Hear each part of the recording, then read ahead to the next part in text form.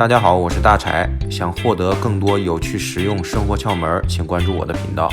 那就话不多说，不水时长，直接介绍洗衣机深度清洁窍门。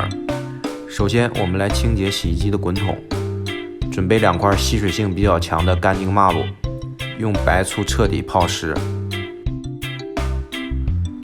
接着把抹布放进滚筒里，注意要把抹布摊平，不要卷着放进去。然后开启洗衣机的甩干模式，让白醋均匀地喷洒在洗衣机的滚筒里。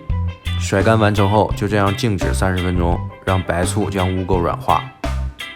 30分钟以后，把抹布重新浸泡白醋，然后塞在洗衣机门的橡胶圈夹缝里，关上门，静置30分钟。橡胶圈的夹缝是长时间潮湿的位置，更容易产生霉菌和细菌。30分钟后，用抹布把胶圈外围和洗衣机门用力的擦干净。接着，我们把小苏打撒在滚筒的四周，这样转一圈撒一点，转一圈撒一点，直到整个滚筒都撒上苏打粉。然后开启洗涤模式，调到最高水位和最高水温。灌满水之后，关掉洗衣机，静置2个小时。如果你的洗衣机没办法灌满水，那就在不加水之后就关掉洗衣机。然后每隔半个小时就稍微转一下滚筒，直到滚筒所有的地方都被浸泡为止。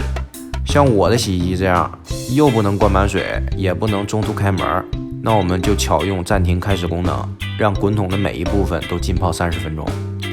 这个苏打粉呢，它呈弱碱性，所以它可以分解滚筒里面的污垢。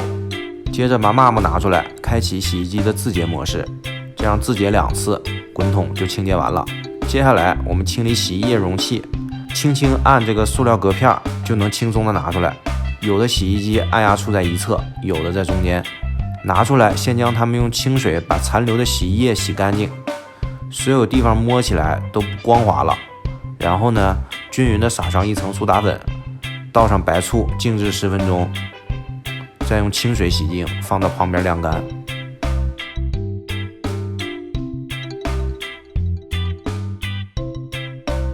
我们把洗衣液容器的槽口能擦到的地方都要好好的擦干净。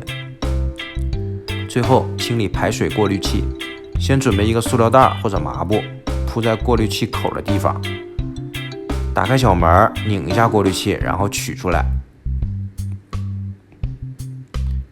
像刚才清洗洗衣液容器那样，先用清水冲干净，再撒上苏打粉和白醋，10分钟之后清洗干净，放回原处。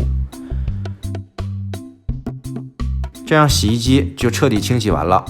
提高生活质量，获得更多有趣实用生活窍门，就关注大柴的频道吧。那么告辞。